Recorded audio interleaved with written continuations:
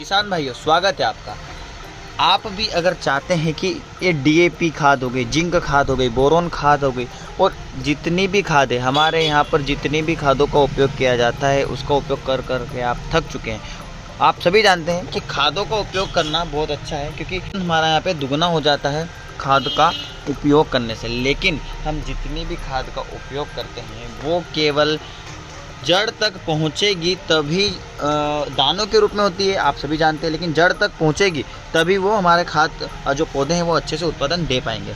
लेकिन अभी एक ऐसी खाद आई है, आज मैं आपको एक ऐसी खाद के बारे में बताने वाला हूँ जो आपके उत्पादन को, आपकी फसल के उत्पादन को लगभग 30% ज़्यादा बढ़ा देगा और लागत को भी कम कर देगा। इसकी मैं गारंटी लेता हूँ, क्योंकि अपन डीएपी खाद यूज़ करते हैं, जिंक, बोरोन, जितने भी माइक्रोन्यूट्रिएंट्स है, यूरिया, जितनी भी खाद सभी काम करती है। ऐसा नहीं है कि ये काम नहीं करती है, लेकिन इनको काम करने के लिए जो हमारा पौधा रहता है उसकी जड़ों तक पहुंचना पड़ता है, वो भी घुलनशील अवस्था में। अगर सीधे से चली जाती है तो हमारी जड़ों को भी नुकसान कर देती है, ये आप सभी जानते हैं।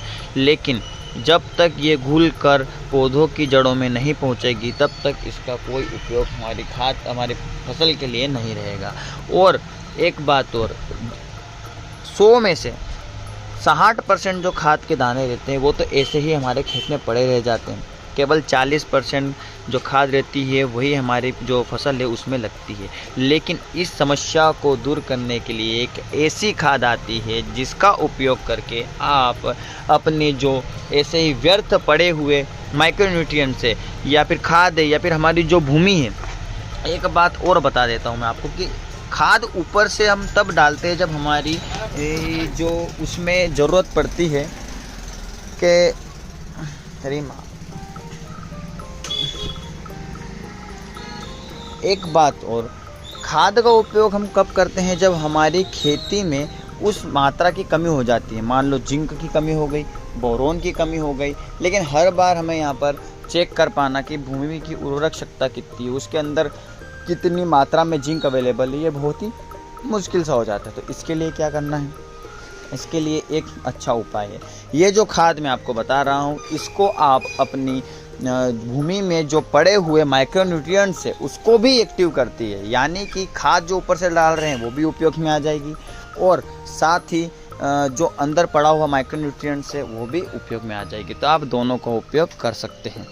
तो जिस खाद की बात हो रही है वो है हमारा यहाँ पर फंगस माइकोराइजा, जिसको मित्र माइकोराइजा भी कहा जाता है, क्योंकि ये हमारे लिए फ़ायदेमंद होता है खेती, ये नुकसान नहीं करता है। ऐसा फंगस जिससे हमारी दोस्ती है, हमारी फसल की दोस्ती है, उसको बोलते हैं माइकोराइजा फंगस। इसका काम ऐसा रहता है कि जो भूमि की उर्वरक क्षमता है उसको बढ़ाता है, उसके अंदर जो माइक्रोन्यूट्रिएंट्स हैं उनको एक्टिव करके जो फसल है उनकी जड़ों तक पहुंचाता है, उनको उत्तेजित करने का काम ये करता है। जो पुरानी खाद हमारे खेतों में हमने डाल रखी है, उपयोग में नहीं आ रही है और उसे कैसे उपयोग में लेना है, तो आप एक बार इस फंगस का उपयोग करिएगा और देखिएगा कि जो पुराना हमारा यहाँ पर माइक्रोन्यूट्रिएंट्स हो गया, फिर मिनरल्स हो गए, उनको एक्टिव करेगा और ज़्यादा से ज़्यादा हमारी फसल में उत्पादन आपको देखने को मिलेगा।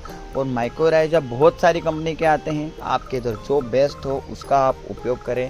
और कैसे इसका उपयोग करना है, तो ये घुलनशील अवस्था में भी इसका उपयोग कर सकते हैं आप। और अगर फसल लगाने से पहले भी आप उसका उपयोग करना चाहें तो गोबर की खाद के साथ मिलाकर आपकी खेत में पहले इसका छिड़काव कर दे, उसके बाद फसल लगाए, आपको बहुत अच्छा उत्पादन मिलेगा। एक बार ज़रूर ट्राई कीजिएगा, ये ट्राई कर चुके हैं लोग, उसके बाद ही मैंने यहाँ पर वीडियो बनाई है। और अगर आपको खाद नहीं मिल रहा है कहीं से तो मुझे कमेंट में बता दीजिएगा, हमने लिंक डिस्क्रिप्शन में दे दी है, वहाँ से आप ऑनलाइन ख़रीद सकते हैं और घर पर भी डिलीवर हो सकता है। तो आज की वीडियो में इतना ही था, मिलते हैं अगली वीडियो में। जय जवान जय किसान।